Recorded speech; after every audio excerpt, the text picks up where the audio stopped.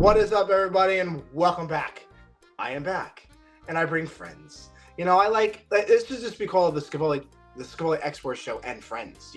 Because I just love bringing my friends on that are like higher than me, like better than me in life. Just saying. But we have a very special guest on the Scevoli Export Show tonight. One of my favorite. I'm going to emphasize that comic book artists out there now, and I have a lot. Of comic book artists that I like, but there's something special about his art. There's something about it special. Luciano is right next to me. I'm not going to say his last name because that will hurt my feelings if I say it wrong. So I'm not even going to dare to do that, Luciano. I'm not even going to dare. But how are you, my friend? Welcome to the Scevoli Export Show. I'm good. Thank you for having me. It's Luciano Vecchio. I say it so you don't have to. There you go. I paid you for that. I paid him the big bucks to say that. We work on this show here.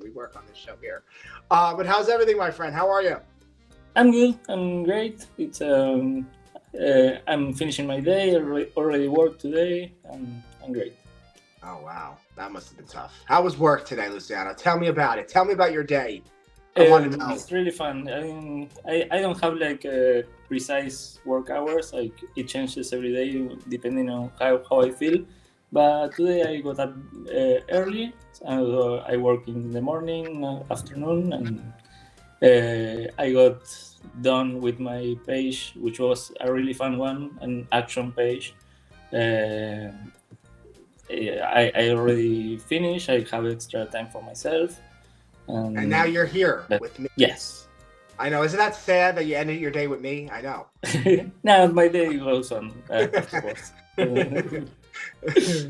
But Luciano, we're going to ask you some questions on the show. Are you ready for them? Yeah. All right. So we're going to start off with an easy one because, we go big or go home. I want to go home, so I don't want to go big.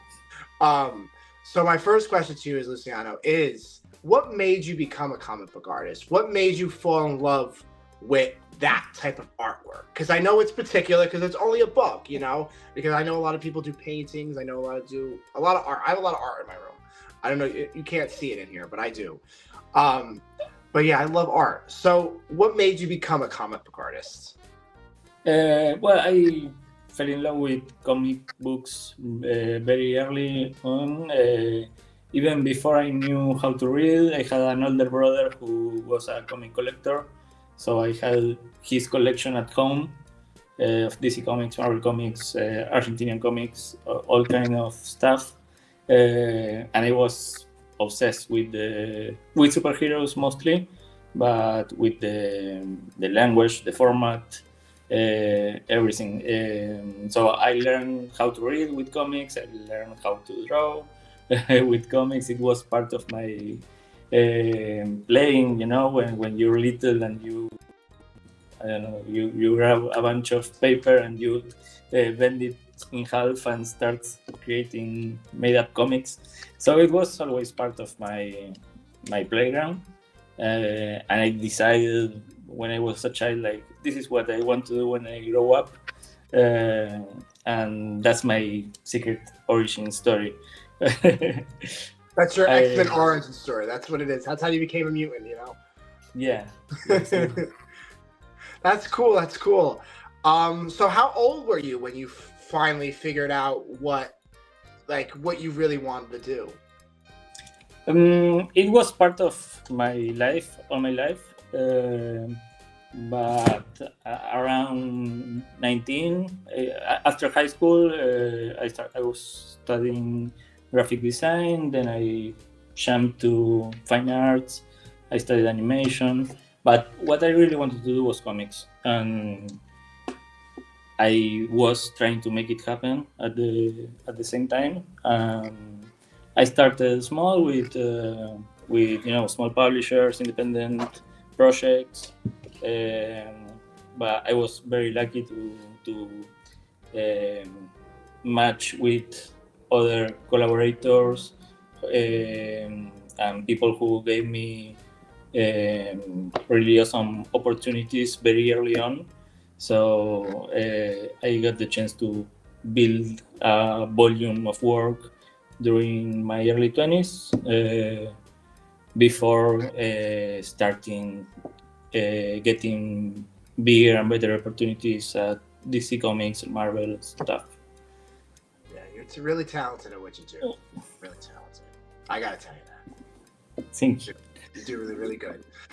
So my next one is going over to, like I just said, the mutant era. You know, now you're in the Uncanny X-Men issues now, and they're amazing. I wish I had one in front of me to show people, but I don't. I have the first one here, the Rogue cover.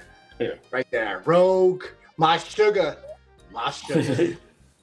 Yeah, this is the only one I have yet. They sent me the copies, but the next ones didn't arrive yet. Oh, okay. So what was your inspiration doing that? What was that process like? You made Rogue, Jubilee, Wolverine, Gambit, and Nightcrawler. Nightcrawler, yes. Yeah, how was that process? The main cast of the new Uncanny X-Men book. Well, I'm doing a lot of covers in general for Marvel, but in this case, they asked me to do character-focused covers. Like they order the whole set, and I wanted. I mean, I could have done anything with one character per cover, but I wanted to create like a system. I always like the Marvel Handbook or the DC Secret Files. Yes, I've heard of them. The sort of book that have like a quintessential iconic image of one character and then a close-up to their faces.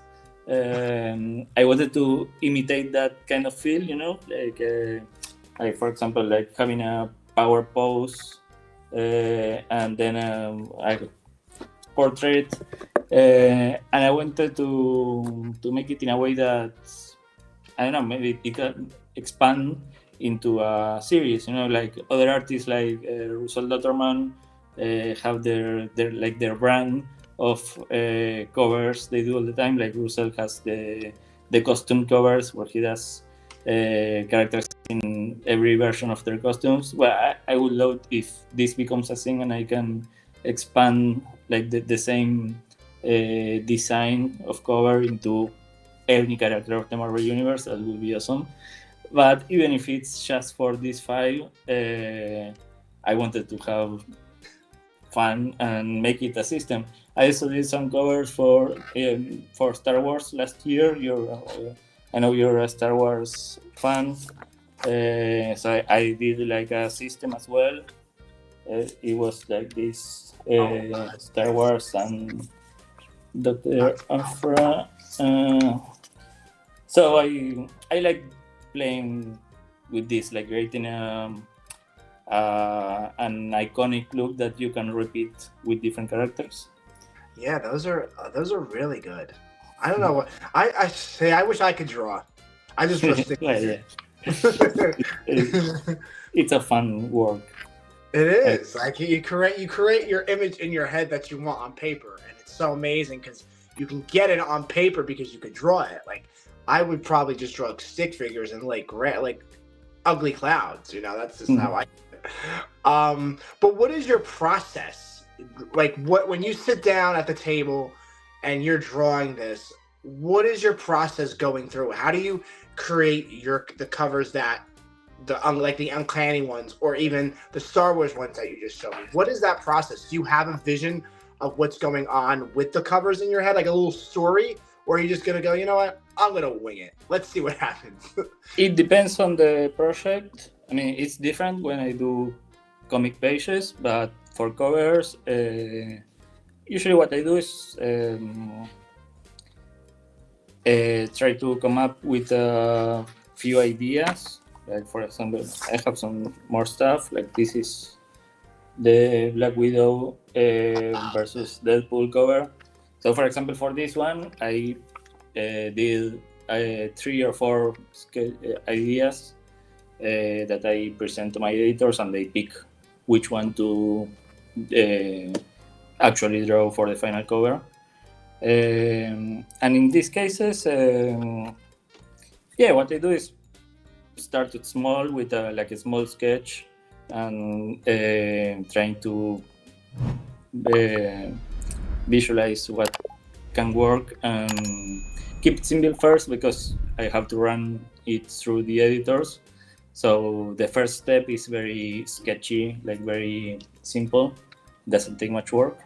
I mean, it takes design work, but not you don't actually draw it full detail. Then once they approve it, on covers I do it all. I draw it, I color it. I work all digital on the iPad. That saves a lot of. I used to work with traditionally with paper and scanners, and cleaning the paper, then coloring Too much work. digital, and it's a lot more work and a lot of space with originals and stuff. But so yeah, I always love digital, and it's what I prefer. So yeah, on covers I usually do my own color as well. So that's the process. You draw. It's similar to when you do it traditionally. Like you do pencil first, then inks, then color. But yeah, it depends a lot on the project as well. Sometimes they give you a prompt for the cover, like I don't know, we need these two character fighting, or we need to present this concept, and I do that, like a few ideas to present to the editor, then do what they pick. And then with comics is similar but much more complex, because you have to read the script, design the page layout. That's the real fun part. Well, I like that, reading the script, the taking, like it's like being director, actor, costume designer, everything in one person. So I really like that process as well. That's really cool. And that Black Widow versus Deadpool is really fire. Yeah, thank you. That's the first time I seen that one, actually. I was like, wow, he did that one too? Yeah, it's Wow. a variant. It came around the time of the movie, so it came out a few months ago. Oh wow, I didn't see that one. So my next question to you is who is your favorite X-Men and why? That's a tough, because it's hard to pick one. It is. You can pick three. I'll give you top three. How about Okay, that? top three. I'll do top three. Well, Storm, definitely. I had the chance to draw her in Resurrection of Magneto. Yes. I have those. This is, I love Magneto. Magneto is my all-time favorite right there. Yeah, I love him too, and I really like drawing him on this series. But yeah, Storm is like quintessential goddess archetype, and He's a god. She has a great design from the start, the cockroom design original, and how it influenced every iteration over the years. So her iconography is so perfect. I like her character, and I like drawing her. Second will be I don't know in what order, but another favorite is Iceman, because I also got to write him in the digital miniseries I did of Iceman. Oh. And I will say maybe Nightcrawler, just the design, the concept. I like mutants who have like a complex set of powers, like they're multi-dimensions to the concept. Like Nightcrawler is a teleporter, but also a creature of the night for some reason, with blue fur and a tail. So it's not like well, Iceman is more one thing, ice, and or even Storm is one thing, weather. But Nightcrawler is a mix of concepts. Same, I don't know, with Emma Frost and her secondary mutation. I like when mutants have mixed different stuff that make them more unique. But yeah, maybe those will be my top three. I could say also Kitty Pryde, Sheen, but yeah, That's cool. that I would be love cheating. Nightcrawler. Nightcrawler, I think, is such a unique character because Yeah, he's there's like, no one like him. yeah, he's not an average. He's just an average mutant at that point. Like we could just call him like a mutant. I think like with Nightcrawler, when I was little, I think he was my favorite X-Men. And at the time, you don't know what the X-Men is because you're like 5 or 6. You're like, what is that blue thing? Right. You know, is it a devil? Is it what? Like, what is that? And I fell in love with him because he's just all over the place. He goes, Yeah, he's super cool. yeah, and I love Nightcrawler. He's one of my favorite X-Men. I think it would like I have like a top 5. It's definitely Magneto's number 1. I love Magneto. Sunspot. I love Sunspot. Jubilee. Rogue, my sugar. And I think it would be Nightcrawler. I think it's Nightcrawler. Yeah, that's my top 5 X-Men. That's a cool top. Yes, I know, and I like Deadpool too because he reminds me of me a little. Like I would play a good Deadpool. I know I would. But Deadpool too. I really like all the mutants. I like Wanda. It's from Marvel. So when I knew I can't even speak. Wanda was Magneto's daughter. I was like, oh, no way. And then like I'm gonna say her name wrong, but I think you're gonna understand who she is. Polaris? Is that how you say it? I don't know. I read it in Spanish. I know. I call her Polaris, but yeah. Oh, Polaris. Polaris. There you go. Polaris. It must be right. It's definitely a me thing. It's not a you thing. You said it great. Polaris, I really like too. She's beautiful, Polaris. I love Polaris. And then when we just found out that Wanda's son is in Agatha all along as a son, as teen. Or he isn't. We don't know yet. I mean, yeah, but people are it's making suggested. Yeah, like people are making that connection online already. So I'm like, is it him? Is it not? So it's like he has the crown, just like all of them do. So not Magneto, but Wanda. Yeah, I would love to see that. I love Wanda too. She's cool. Yeah, he's one of my favorite Marvel characters of all time. So yes, her story, Wanda's story, is so good. It's so good. But yeah, Wanda. You gotta make a Magneto cover now, like Uncanny. Oh yeah, we'd love to. To expand those covers. Well, I hope there is demand for them, and if it was for me, I would draw every single character in every single book in that format. I know, it was up to you. It's up to me now to do it. It's up to me now. they got me. But what is your favorite, the one that you really look at and you go, that's beautiful? I know all your work is beautiful, don't get me wrong. All your work is awesome, but is you have that one comic book, or you have that one book that you will always like hang on your wall, always like remember that one, like okay, that was the one that meant something to me in the world? Oof, there are a few answers to that. Right now I will say Resurrection of Magneto, everything I did with X-Men over this year and last year, which was Hellfire Gala, Resurrection of Magneto, and the last issue of Rise of Powers of X, where I got to draw like an army of X-Men of all times and parallel realities. That was like a flex I love doing. I don't know if you've seen it. There's this page with every X-Men ever coming together, showing the Phoenix Force.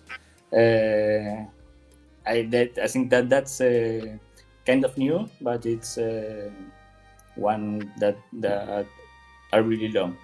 But then the whole book, Resurrection of Magneto, is written by Ali Wing, who's one of my favorite writers, and I love doing that collaboration. And it was drawing Magneto and Storm, and it's a very significant story that really connect with readers. that's yeah, that's some of my best and favorites so far. That's really awesome. Resurrection of Magneto is such a good comic book. Great comic book series. That's great. So any upcoming projects that you could tell us about? I know you can't tell us everything, but anything Right. that you're in the works with? I the last thing I did that I can talk about is the Black Widow series. It's called Venom War Venomous.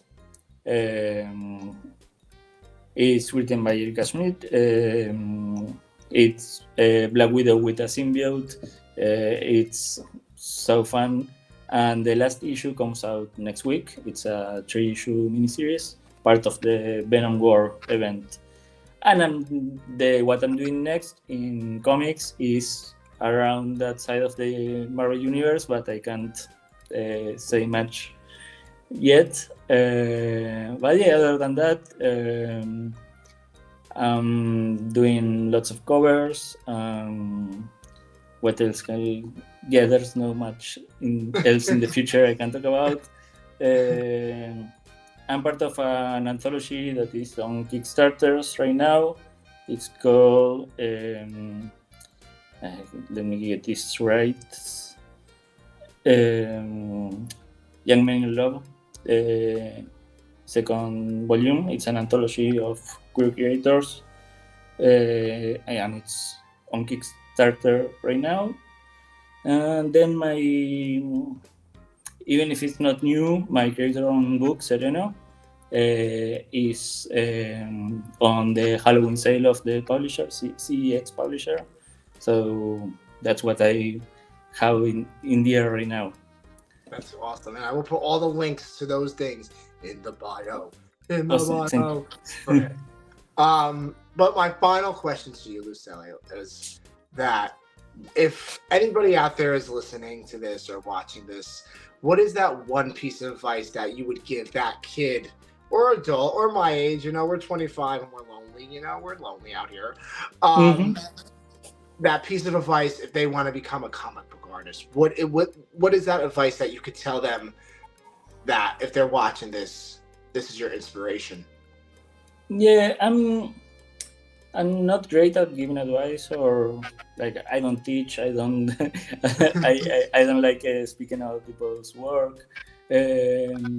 But something that I will tell to myself maybe, to my younger self, you know, that is that this work is about being social as much as it is about talent.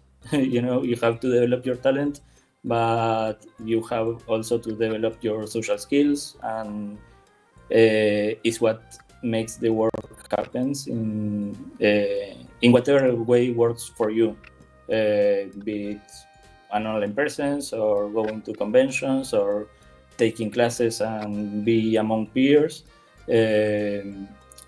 But yeah, it's a work that exists, that people do it. I do it, so maybe you can do it too.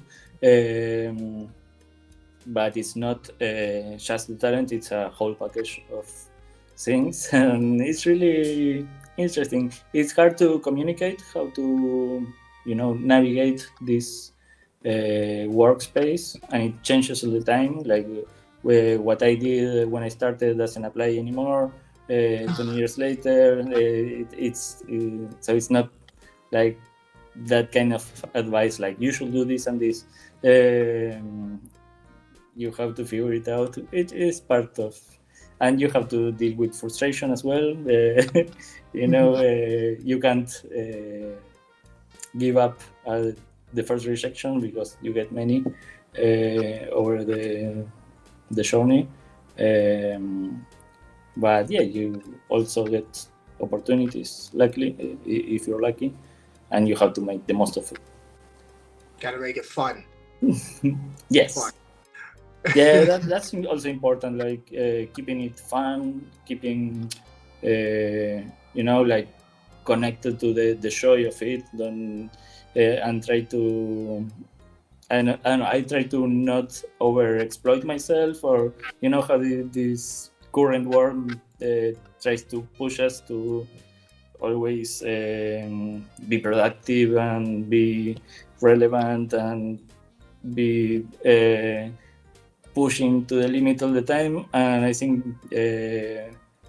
part of what keeps it working is taking care of yourself, resting as much as you work, and keeping the joy of it. That's really important. Yes. Any upcoming events that people can see you at cons or something, meet you, take some photos? Not really. This year I just came from an event in Uruguay and I went to one in Costa Rica. I've been doing more Latin American events, but I'm done for the year. So no further plans in the horizon. No New York Comic Con? Which one? No New York? Not this year. I hope to go back eventually. I did New York many years and I love it. It's one of my favorites, but not this year. We could have took photos together. We could have done it next time. Have fun with it. Yes, then we can glorify it. We could be like, we met each other. And then we just go our separate ways because we don't like each other, We just hate each other. But before we go, where can everybody find you on the social medias? Where can everybody find you? I'm mostly on Instagram and Twitter still. Luciano Vecchio art on Instagram, Luciano Vecchio on Twitter. And I post the same things everywhere. I will put all the links, guys, in the bio to follow him. But thank you so much, Luciano. I think I butchered it again. Did I say it right, Luciano? Yes. I said it right. Okay. I'm right. Don't hurt me. Don't kill me, people. Don't kill me. Thank you so much for coming on the Scevoli Export Show. I really appreciate you, your time, your comic books, and you are a god to the comic book world, if that makes sense. But thank you so much for coming on the show. I really appreciate it. Guys, go check him out. His Kickstarter's kicking. His comic books are kicking. I will put everything to go support Luciano in the bio below. Thank you guys for joining me on the Scevoli Export Show. Be kind to one another. May the force be with you. And to me, my X-Men. Bye. Thank you.